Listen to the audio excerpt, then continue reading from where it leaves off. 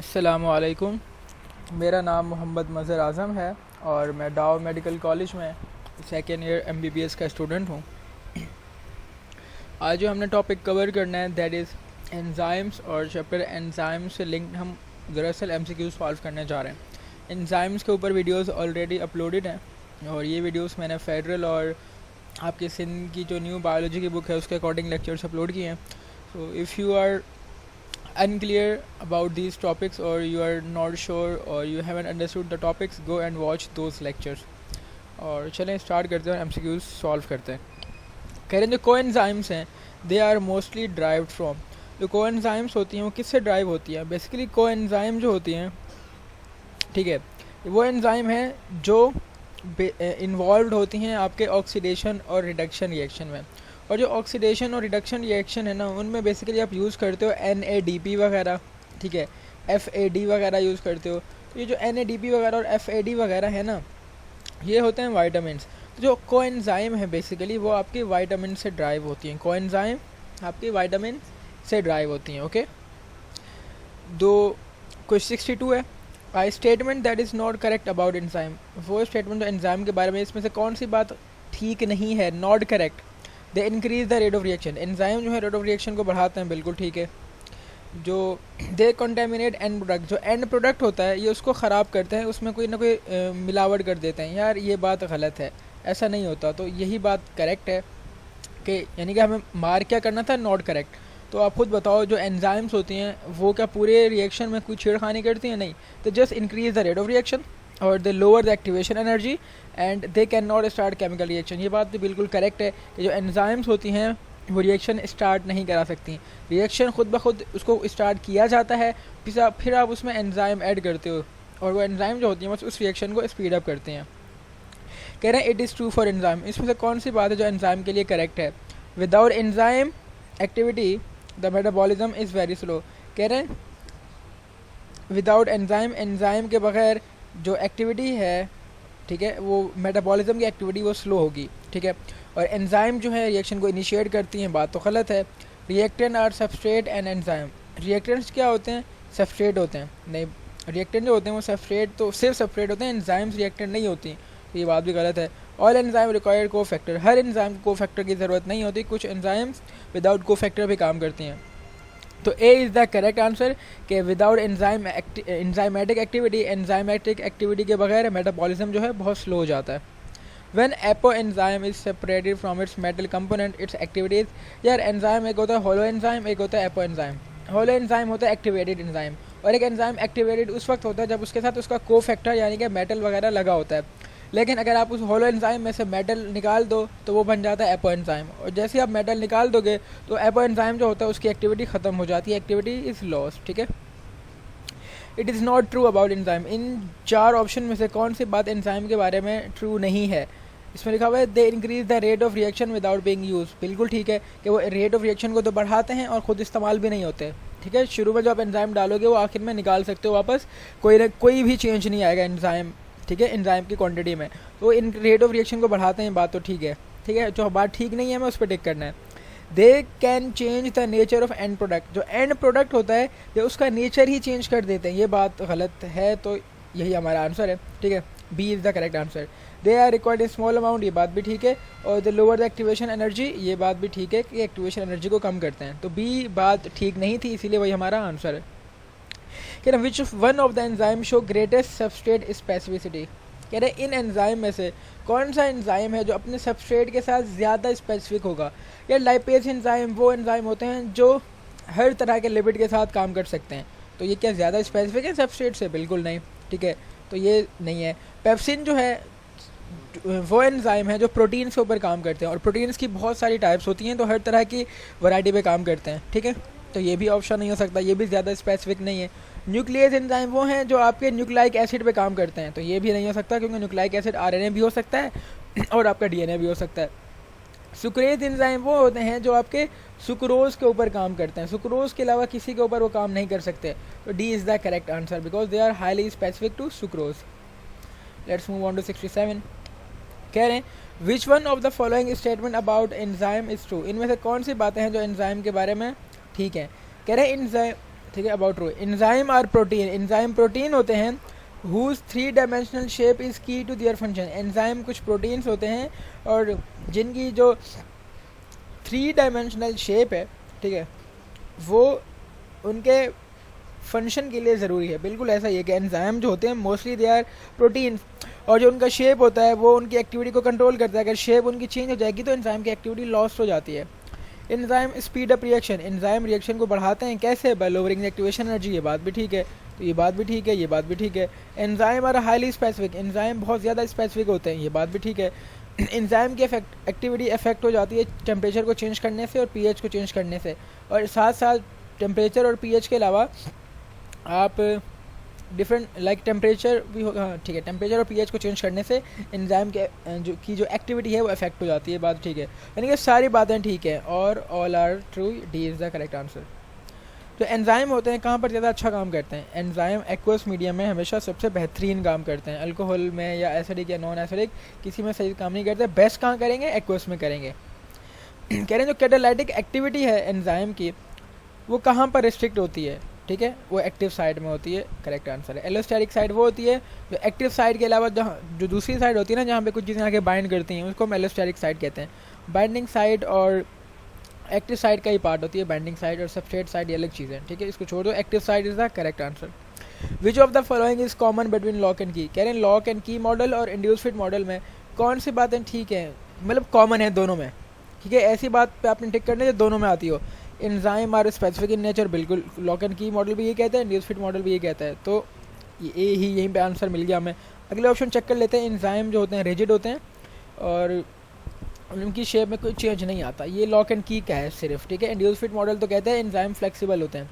Enzyme का structure is change, enzyme का structure वो चेंज हो जाता है, ये बात कहते हैं। इंड्यूस फिट मॉडल दोनों तो नहीं कह रहे। एंजाइम जो है एक टेम्पलेट के तौर पे काम करता है, ये भी कह रहा है आपका लॉक एंड की मॉडल, ठीक है। तो इसका ए ही करेक्ट है बिकॉज एंजाइम जो हैं they are specific in nature, ये दोनों मॉडल कहते हैं। Let's move on. अब हम जो पोर्शन कवर कर रहे हैं that is factor affecting the rate of enzymatic enzyme के एक्शन। इसमें हम इनिबिशन को भी देखेंगे और एंजाइम की क्लासिफिकेशन को भी डिस्कस करेंगे। तो if any factor alter the chemistry and configuration of enzyme, ऐसा फैक्टर जो केमिस्ट्री और जो एंजाइम का स्ट्रक्चर है उसको चेंज कर दे, वो कौन होगा? क्या वो टेम्परेचर होगा? बिल्कुल होगा। क्या वो पीएच होगा? बिल्कुल होगा। पीएच को चेंज करोगे तो आयोनिक बॉन्ड वगैरह टूटना शुरू हो जाते हैं, आयोनिक बॉन्ड में मसला आ जाता है। टेम्परेचर को चेंज करने से भी आयोनिक बॉन्ड में मसला आ जाता है, आयोनिक बॉन्ड टूट जाते हैं, एंजाइम डीनेचर हो जाता है। इनहिबिटर्स भी एंजाइम की एक्टिविटी को अफेक्ट करते हैं, कैसे? उसकी शेप वगैरह को चेंज करके। तो सारे जो तीनों ऑप्शंस हैं ये क्या करते हैं? एंजाइम की एक्टिविटी को अफेक्ट करते हैं by affecting its chemistry and configuration. तो D is the correct answer के सारे इसमें आएंगे, ओके। फिर कैटालेज एंजाइम जो ऑप्टिमम पीएच है कैटालेज का वो क्या है? वो है 7.6। ये रटने वाली बात है। बेसिकली कैटालेज एंजाइम आपका H2O2 को चेंज करता है ना, H2O2 को चेंज कर देता है H2O में, वाटर में और ऑक्सीजन में। फिर ये कहाँ पाया जाता है? ये आपके पर ऑक्सीजोम में होता है। तो वहाँ पर एंजाइम की जो पीएच होती है पर ऑक्सीजोम में वो 7.6 होती है। ये इंपॉर्टेंट पॉइंट है, आपने याद रखना है। पेप्सिन जो होता है वो बेसिकली 2 पे काम करता है या 1.5। 1.5 ज़्यादा करेक्ट ऑप्शन होता है। अगर 1.5 ना हो 2 दिया हो तो 2 पे टिक कर देना, ठीक है। और जो आपका लीवर होता है ना वो आपके बेसिक पीएच, ठीक है, जो बेसिक या अल्कलाइन पीएच मीडियम होगा ना वहाँ पर आपका लीवर की जो जितनी भी एंजाइम है लीवर की उस पर काम करते हैं।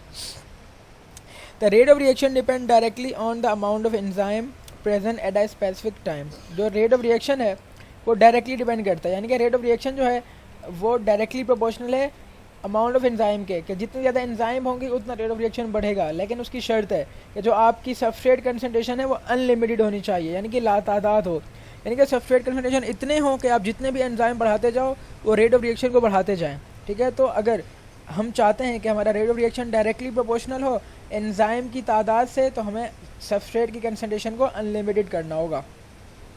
Let's move on to 74। कह रहे हैं which graph represent the change in substrate concentration? कौन सा ग्राफ सबस्ट्रेट कंसंट्रेशन की चेंज को रिप्रेजेंट करता है during an enzymatically control reaction? ठीक है, ऐसा रिएक्शन जो एंजाइम्स कंट्रोल कर रही हैं, यानी कि एंजाइम की तादाद बढ़ा रहे हो, ठीक है। तो कौन सा रिएक्शन है जो शो करेगा आप एंजाइम की तादाद बढ़ाओगे और आपके सबस्ट्रेट की कंसंट्रेशन पे क्या असर होगा? यार एंजाइम बढ़ाओगे तो एंजाइम क्या है, उन सारी सबस्ट्रेट को यूज़ करती जाएंगी और क्या होगा, वो चीज़ कम होती जाएगी और प्रोडक्ट बनती जाएगी। तो ये यहाँ देखो वक्त के साथ साथ सबस्ट्रेट की कंसनट्रेशन बढ़ती जा रही है। यार ये तो नहीं हो सकता ना, क्योंकि अगर एंजाइम बढ़ रही हैं, ठीक है, एंजाइम कंट्रोल करे ना, जो इन रिएक्शन एंजाइम खुद कंट्रोल करता है ना, उसका मतलब होता है एंजाइम बहुत ज़्यादा है, ठीक है, और जो सबस्ट्रेट है वो यहाँ पर कम है, लिमिटेड है। तो अब जब एंजाइम बढ़ाओगे तो सबस्ट्रेट को कम करते जाएंगे, सबस्ट्रेट कम करते जाएंगे तो देखो वक्त के साथ साथ सबस्ट्रेट जो है वो कम होता जा रहा है। तो B is the correct answer. यहाँ देखें तो वक्त के साथ साथ दोबारा सबस्ट्रेट बढ़ता जा रहा है, सॉरी हाँ, सबस्ट्रेट की कंसंट्रेशन बढ़ती जा रही है, और यहाँ पर पहले बढ़ रही थी अब कम हुई है। भाई नहीं, जब आप एंजाइमेटिकली कोई रिएक्शन कंट्रोल कराओगे ना, ऐसा रिएक्शन जिसमें एंजाइम आपका मेन फैक्टर है वो बहुत ज़्यादा क्वांटिटी में मौजूद है, अब जब एंजाइम बहुत ज़्यादा क्वांटिटी में मौजूद होता है ना, तो सबस्ट्रेट को वक्त के साथ साथ कम कर देता है। याद रखना कि जब एंजाइम कोई रिएक्शन कंट्रोल कर रहा है या एंजाइम बहुत अनलिमिटेड क्वांटिटी में मौजूद है, तो वो सबस्ट्रेट की कंसंट्रेशन को वक्त के साथ साथ कम करता जाएगा। ये इसका B is the correct answer. Which of the following is never inhibitor, इनमें से कौन सी चीज़ है वो इनहिबिटर के तौर पे काम नहीं करेगी। सबस्ट्रेट जो होता है, कभी भी जो सबस्ट्रेट होता है, कह रहे हैं वो क्या इनहिबिटर के तौर पे काम करता है या एडीपी करता है। जो एडीपी होता है वो इनहिबिटर के तौर पे काम करता है, जो प्रोडक्ट होता है वो भी इनहिबिटर के तौर पे काम करता है, और जो एंटीबायोटिक होती हैं वो भी इनहिबिटर होती हैं, वो बैक्टीरिया की जो डिवीज़न होती है उसको इनहिबिट करती हैं, ठीक है। तो जो सबस्ट्रेट है, ठीक है, इज़ नेवर एन इनहिबिटर। जो रिएक्टेंट है वो कभी भी इनहिबिटर नहीं होता, जो आपने जिसको आपने यूज़ करना था, प्रोडक्ट बनाना था, वो कभी भी इनहिबिटर नहीं होता, ठीक है। तो प्रोडक्ट, इसका जो आंसर है ए है, क्योंकि एटीपी है, अगर एटीपी बहुत ज़्यादा बन जाएगा तो वो रिएक्शन को रोक लेगा, ठीक है। तो इसको कहते हैं फीडबैक इनहिबिशन। प्रोडक्ट भी जब ज़्यादा बन जाता है तो एंजाइम की एक्टिविटी को कम कर देता है, इसको भी फीडबैक इनहिबिशन कहते हैं। और एंटीबायोटिक भी आपकी बैक्टीरिया में कंट्रोल करते हैं, बैक्टीरियल एंजाइम को इनहिबिट करते हैं, ठीक है। All of the following are enzyme inhibitor, सारे एंजाइम इनहिबिटर हैं सिवाय इस चीज़ के। भाई आपके साइनाइड जो है एंजाइम को इनहिबिट करते हैं, एंटीबायोटिक अभी बात करके आए एंजाइम को इनहिबिट करते हैं, एंटी मेटाबोलाइट भी एंजाइम को क्या करते हैं, इनहिबिट करते हैं। जो एंटीबॉडीज़ होती हैं उनका एंजाइम की इनहिबिशन पे कोई असर नहीं होता, ठीक है। तो D is the correct answer. 77, the activity of some enzyme is controlled by certain molecules binding to some specific area other than active site. This site is called, भाई कुछ एंजाइम की एक्टिविटी को कुछ खास मॉलिक्यूल कंट्रोल करते हैं, और वो मॉलिक्यूल जो होते हैं वो एक्टिव साइट के अलावा कहीं और बाइंड करते हैं। उस साइट को हम क्या कहते हैं, उस साइट को हम कहते हैं एलोस्टेरिक साइट, ठीक है। Site binding site other than active site is called allosteric site.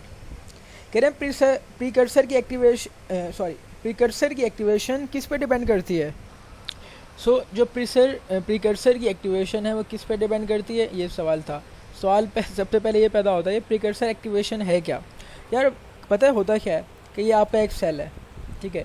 इस सेल के अंदर अगर कोई चीज़ ज़्यादा जमा होना शुरू हो जाए और उस चीज़ के एक्यूमुलेट या जमा होने की वजह से रिएक्शन स्टार्ट हो जाए, यानी कि वो चीज़ पहले ज़्यादा जमा हुई और वो चीज़ अब ज़्यादा जमा हो जाएगी, तो उसकी वजह से एंजाइमेटिक रिएक्शन स्टार्ट हो जाएंगे और उससे प्रोडक्ट बनेगा या उससे फिर डिफरेंट चीज़ें बन जाएंगी।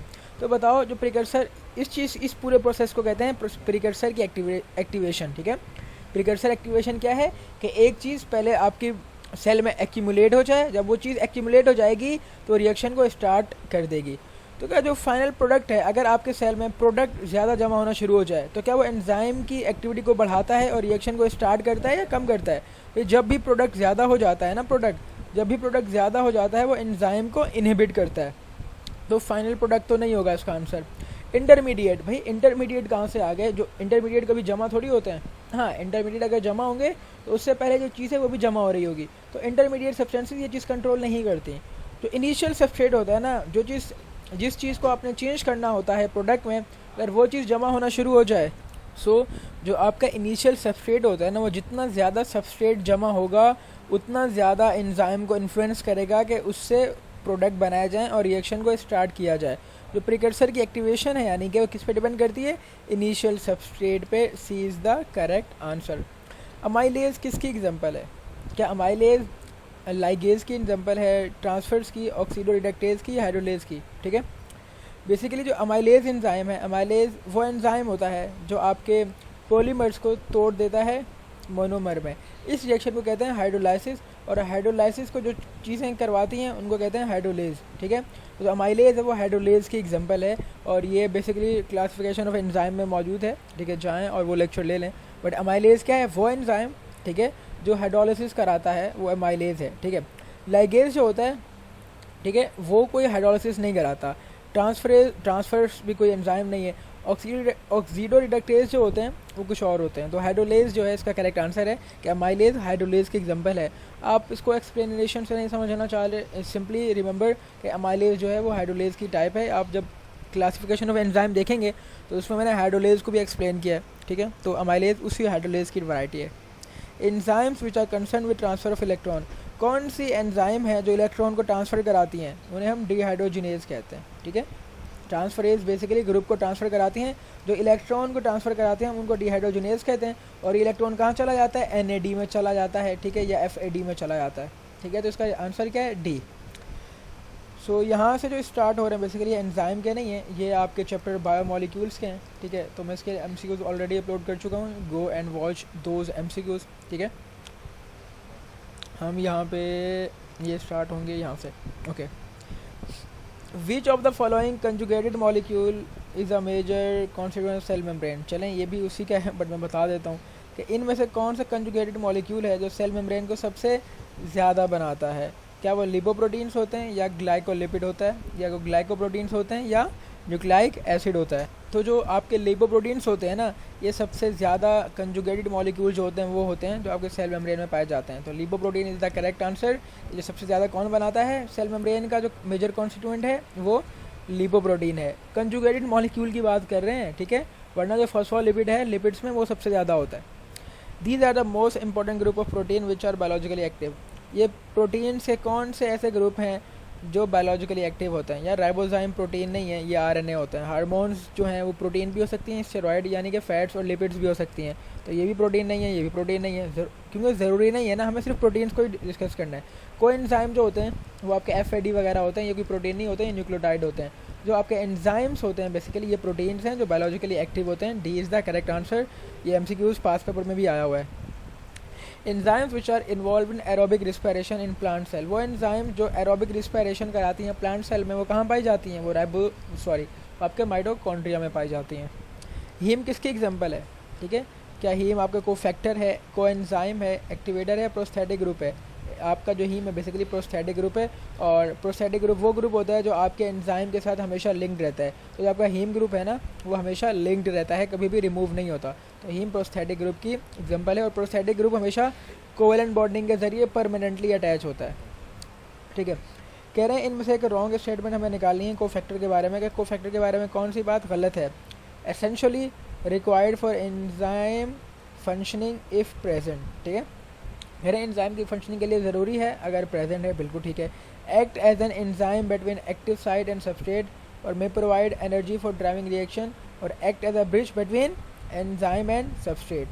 सो जो बेसिकली जो आपका कोफैक्टर होता है वो आपको बिल्कुल चाहिए होता है एंजाइम की फंक्शनिंग के लिए, तो ये बात तो गलत नहीं है, ठीक है। और act as an enzyme between active site and substrate, एक act as enzyme between active site and substrate, ये सबस्ट्रेट है ये एक्टिव साइट है, उसके बीच में आपका ये जो कोफैक्टर होता है एक एंजाइम के तौर पे काम करता है। हाँ, उसकी तरह एंजाइम की तरह काम कर सकता है क्योंकि वो सबस्ट्रेट को बाइंड करवाने में मदद करता है, ठीक है। तो ये बात भी ठीक है, तो ये भी आंसर नहीं हो सकता। May provide chemical energy, may provide बिल्कुल ठीक है कि कभी कभी एनर्जी भी प्रोवाइड करता है केमिकल रिएक्शन के लिए, क्योंकि ये तो कोफैक्टर की ज़रूरत है कि वो रेट ऑफ रिएक्शन को बढ़ाते हैं। और act as a bridge between enzyme and substrate, ये ब्रिज के तौर पे काम नहीं करता। तो डी इज़ द आंसर कि जो आपका कोफैक्टर है वो ब्रिज के तौर पे काम नहीं करता। The diagram illustrate the changes in enzyme control reaction, मैंने क्या कहा था, एंजाइम कंट्रोल रिएक्शन वो होते हैं जिनमें एंजाइम आपके ज़्यादा होते हैं, ठीक है। जब एंजाइम ज़्यादा हैं तो एंजाइम का काम क्या होता है, एक्टिवेशन एनर्जी को कम करना। तो हमें इसमें से बताना है कि विच of the following represent the lowering of activation energy. पहले बेसिकली एंजाइम के बगैर समझो एक्टिवेशन एनर्जी ना इतनी थी, जब आपने एंजाइम यूज़ किया तो एक्टिवेशन एनर्जी सिर्फ इतनी चाहिए, तो एक्टिवेशन एनर्जी कम हो गई है।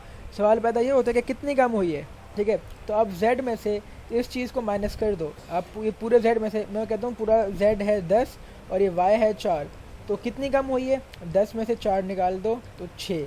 तो एक्टिवेशन एनर्जी है वो 6 टाइम्स कम हो गई है। तो जो आपका Z माइनस Y है ना, ये C, ये करेक्ट आंसर है जो शो कर रहा है कि एक्टिवेशन एनर्जी कम हो गई है। So the charge and shape of active site, जो एक्टिव साइट का चार्ज होता है और शेप होता है, ये कौन बनाता है? अमाइनो एसिड बनाता है।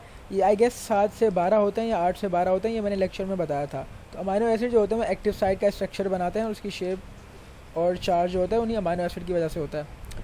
कह रहे हैं this is the core of enzyme induce fit model which distinguish it from lock and key model. Induce fit model की ऐसी कौन सी बात है जो उसे लॉक एंड की मॉडल से अलग करती है? कि कैटालाइटिक नेचर ऑफ एंजाइम नहीं, वो तो उसमें भी होता है। स्पेसिफिसिटी ऑफ एंजाइम, ठीक है, एंजाइम स्पेसिफिक, उस लॉक एंड की मॉडल भी तो यही कहता है कि एंजाइम स्पेसिफिक होता है, तो ये बात भी नहीं हो सकती। कैटालाइटिक नेचर भी दोनों में होता है, ये भी नहीं हो सकता। कैटालाइटिक नेचर का मतलब है कि वो रेट ऑफ रिएक्शन को बढ़ाते हैं। चेंज इन एंजाइम, भाई आपका जो इंड्यूस फिट मॉडल है वो ये कहता है कि एंजाइम फ्लेक्सिबल होते हैं और जब रिएक्शन हो रहा होता है तो वो एंजाइम जो होता है उस रिएक्शन के दौरान चेंज हो रहा होता है। तो change in enzyme is the correct answer. Substrate change कोई वो नहीं होता, सबस्ट्रेट जैसा होता है वैसे ही आता है। ओके, 119 पे आते हैं। एक नॉर्मल लेबोरेटरी में एक रिएक्शन हो रहा है जिसमें जो सब्सटेंस ए है, एक रिएक्शन हो रहा है उसमें सब्सटेंस ए है, सब्सटेंस बी में चेंज हो रहा है। What change will occur in reaction, क्या रिएक्शन चेंज आएगा रिएक्शन में अगर हम एंजाइम और डाल दें? अगर आप एंजाइम बढ़ा दोगे तो रेट ऑफ रिएक्शन बढ़ जाएगा। जब रेट ऑफ रिएक्शन बढ़ जाएगा तो ज़्यादा से ज़्यादा प्रोडक्ट बनेंगे, तो प्रोडक्शन ऑफ बी यानी कि प्रोडक्ट की जो प्रोडक्शन है वो इंक्रीज हो जाएगी। D is the correct answer. कह रहे हैं ये डायग्राम है, ये शो कर रही है एक एंजाइम मॉलिक्यूल उसके सबस्ट्रेट के साथ। ये एंजाइम है, ये उसका सबस्ट्रेट है, ठीक है, यहाँ एंजाइम है, ये सबस्ट्रेट है, यहाँ एंजाइम है, यहाँ सबस्ट्रेट है, ये एंजाइम है, यहाँ सबस्ट्रेट है। ओके, सो कह रहे हैं which one show this molecule after they are heated to 100 degree centigrade. अब कह रहे हैं इनमें से कौन सी चीज़ वो शो कर रही है कि आपने एंजाइम को 100 डिग्री सेंटीग्रेड पे हीट किया और क्या चेंज आया? तो यहाँ देखो, आपने अगर आप जब भी टेम्परेचर इंक्रीज़ करते हो तो एंजाइम डी नेचर होती हैं। जब एंजाइम डी नेचर होती हैं तो कैसे डी नेचर होती हैं कि उनकी जो शेप होती है ना एक्टिव साइड की वो चेंज हो रही होती है। तो देखो सी में जो शेप पहले बिल्कुल सब में शेप जो एंजाइम की शेप है वो सब में सेम है, बट यहाँ पर उसकी शेप में चेंज आ गया है। तो सी इसका करेक्ट आंसर होगा कि वो एंजाइम की जो शेप है इसको चेंज कर देते हैं। This is how enzymes R D नेचर्ड, ठीक है। ओके, वो एंजाइम जिसको हाईली बेसिक या हाईली अल्कलाइन पीएच चाहिए होता है अपनी प्रॉपर फंक्शनिंग के लिए, वो कहाँ होता है? स्टमक को चाहिए होता है लो पीएच यानी कि एसिडिक मीडियम। ड्यूडेनम में भी जो एंजाइम होती हैं उनको हाईली बेसिक नहीं चाहिए होता, बेसिक चाहिए होता है बट हाईली बेसिक नहीं।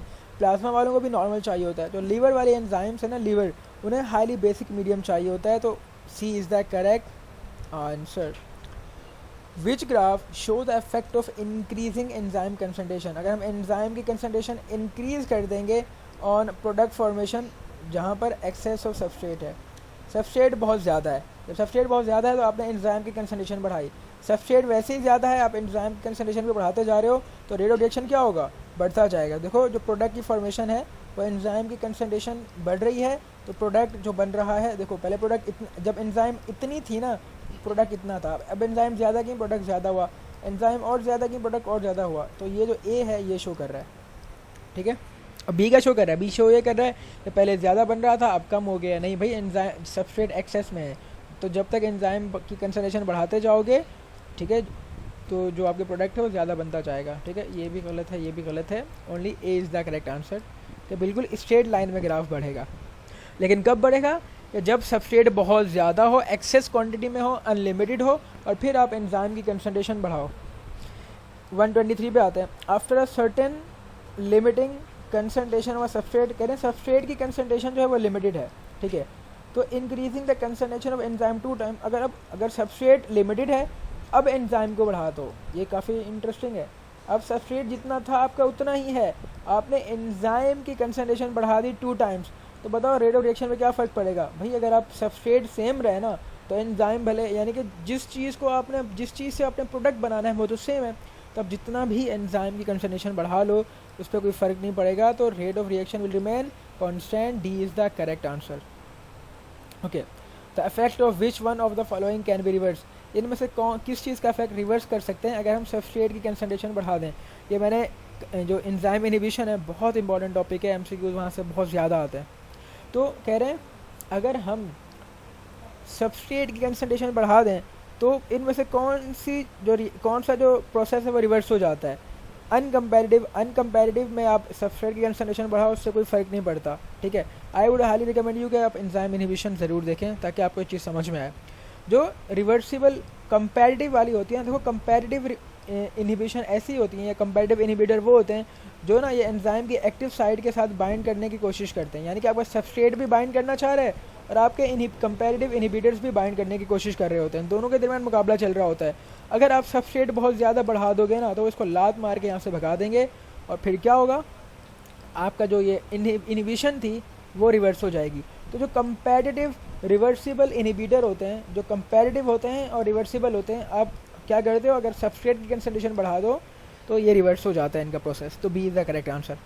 ओके, मेलोनिक एसिड, ये एमसीक्यूज का पॉइंट है, पास पेपर में भी आया। मेलोनिक एसिड एग्जांपल है रिवर्सिबल इनहिबिटर की। रिवर्सिबल इनहिबिटर क्या होते हैं, जो बाइंड होते हैं लेकिन पक्के लाइक परमानेंटली बाइंड नहीं होते, बल्कि आप कह सकते हो कि लाइटली बाउंड है, और जब सबस्ट्रेट की कंसंट्रेशन बढ़ाओगे ये वहाँ से हट जाएंगे। तो मेलोनिक एसिड रिवर्सिबल इनहिबिटर है और ये किसको इनहिबिट करता है, सक्सेनिक एसिड को, ठीक है, डिहाइड्रोजिनेज। सक्सेनिक एसिड डिहाइड्रोजिनेज जो एंजाइम है ये उसको इनहिबिट करता है, ठीक है। कैसे इनहिबिट करता है, by forming a weak linkage with active site, बिल्कुल ठीक है। जो रिवर्सिबल इनहिबिटर होता है वो वीक लिंकेज बना देता है आपकी एंजाइम के एक्टिव साइट के साथ। जब वीक लिंकेज बन जाता है एंजाइम के एक्टिव साइट के साथ तो रिएक्शन क्या होता है, रुक जाता है, इसको कहते हैं रिवर्सिबल इनहिबिशन। वीक लिंकेज है ना, किसके दरमियान है, एक्टिव साइट के साथ है यार। जो आपका कंपैरेटिव होता है वो एक्टिव साइट पे ही आता है, एलोस्टेरिक साइट पे नहीं जाता, और कोवेलेंट बॉन्ड नहीं बनाएगा। कोवेलेंट बॉन्ड तो प्रोस्थेटिक ग्रुप बनाता है, और अगर कोवेलेंट बॉन्ड ये बना दे तो ये क्या होगा, रिवर्सिबल नहीं होगा, इरिवर्सिबल इनहिबिटर बन जाएगा। और forming covalent bond with allosteric site, ये भी गलत है। कोवेलेंट बॉन्ड तो बिल्कुल बनाएगा नहीं, जो वीक लिंक बनाएगा वो भी एक्टिव साइट के साथ। 126 पे आते हैं।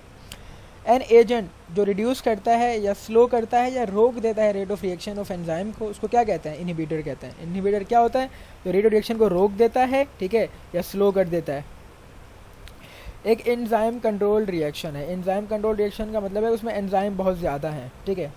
If the concentration of initial substrate is increase, यानी कि एंजाइम बहुत ज़्यादा है। अब तुम क्या करो, जो आपका इनिशियल सबस्ट्रेट है उसकी कंसंट्रेशन बढ़ा दो। जब इनिशियल सबस्ट्रेट की कंसंट्रेशन बढ़ा दोगे तो क्या होगा, सबस्ट्रेट की कंसंट्रेशन बढ़ाने से फीडबैक इनहिबिशन तो नहीं होती, हम प्रोडक्ट की बढ़ाने से होती है। And product inhibition, and product जो बनना था क्या वो बनना रुक जाएगा अगर आप सबस्ट्रेट बढ़ा दो, नहीं भाई, जितना सबस्ट्रेट बढ़ाओगे रेट ऑफ रिएक्शन उतना बढ़ेगा, और जितना सबस्ट्रेट बढ़ता है एक्यूमुलेट होता है उसको क्या कहते हैं, प्रीकर्सर एक्टिवेशन कहते हैं। तो बेसिकली यहाँ पर सॉरी प्रीकर्सर एक्टिवेशन होगी अगर एंजाइम बहुत ज़्यादा है और सबस्ट्रेट एक्यूमुलेट हो रहा है या सबस्ट्रेट बहुत आप बढ़ाते जा रहे हो। 128 पे आते हैं, कह रहे हैं the enzyme bringing hydrolysis of esters and peptides. वो एंजाइम जो ईस्टर्स के और पेप्टाइड का हाइड्रोलिसिस कराते हैं, अब उनको हाइड्रोलेज कहते हैं, ठीक है। बाकी ये जो लाइज हैं, ट्रांसफरेज हैं और ऑक्सीडो रिडक्टेज हैं, आप ये मेरी एंजाइम की क्लासिफिकेशन की वीडियो देखें, छोटी सी वीडियो है, आई गेस 9 से 10 मिनट की है, और उसमें मैंने सारी टाइप्स को एक्सप्लेन किया है कि उनका क्या काम होता है, ठीक है। डेफिनेशन आपको याद होनी चाहिए इनकी। Which one is not example of hydrolase, इनमें से कौन सी चीज़ है, कौन सी एंजाइम है वो हाइड्रोलेज की एग्जाम्पल नहीं है, जो हाइड्रोलिसिस नहीं कराता। जो डिहाइड्रोजिनेज है वो बेसिकली हाइड्रोलिसिस नहीं कराता। ये ऑक्सीडो रिडक्टेज की एग्जाम्पल है, जो क्या करते हैं, इलेक्ट्रॉन को ट्रांसफ़र करते हैं। तो अमाइलेज जो है ये हाइड्रोलिसिस कराता है, सुक्रेज भी हाइड्रोलिसिस कराता है, प्रोटीएज भी। अमाइलेज जो है वो स्टार्च को तोड़ता है, सुक्रेज जो है सुक्रोज को तोड़ता है, प्रोटीएज जो है प्रोटीन को तोड़ता है, लेकिन जो डिहाइड्रोजिनेज है वो इलेक्ट्रॉन ट्रांसफ़र करता है, ठीक है। तो इसका आंसर क्या है, सी है। The enzyme catalysing rearrangement of atomic grouping without altering molecular weight और नंबर ऑफ एटम, वो कौन से एंजाइम है जो एटम के जो ग्रुप हैं उनको रीअरेंज कर देते हैं, और ऐसे रीअरेंज करते हैं कि एंजाइम के मॉलिक्यूलर वेट के ऊपर और उसके एटम्स में कोई फ़र्क नहीं आता। तो वो एंजाइम जो मॉलिक्यूल के अंदर इंट्रा मॉलिक्यूलर, क्या इंट्रा यानी मॉलिक्यूल के अंदर, यानी एंजाइम के मॉलिक्यूल के अंदर जो इंट्रा मॉलिक्यूलर अरेंजमेंट को चेंज करते हैं ना, उनको रीअरेंज करते हैं, हम उनको आइसोमरेज कहते हैं। तो आइसोमरेज एंजाइम इसका आंसर है, और बी जो है इसका करेक्ट आंसर है। सो स्टूडेंट्स, ये था हमारा एंजाइम का टॉपिक, और मैंने पूरी कोशिश की कि मैं आपको इनकी रीज़न बताऊँ। ये काफ़ी कॉन्सेप्चुअल एमसीक्यूज़ थे, और मैं उम्मीद करता हूँ कि आपको एमसीक्यूज़ पसंद आए होंगे और इवन के समझ में भी आए होंगे। तो इंशाल्लाह मिलेंगे एक और वीडियो के साथ जिसमें मैं एक और चैप्टर के एमसीक्यूज़ अपलोड करूँगा। सो तब तक के लिए अल्लाह हाफ़िज़।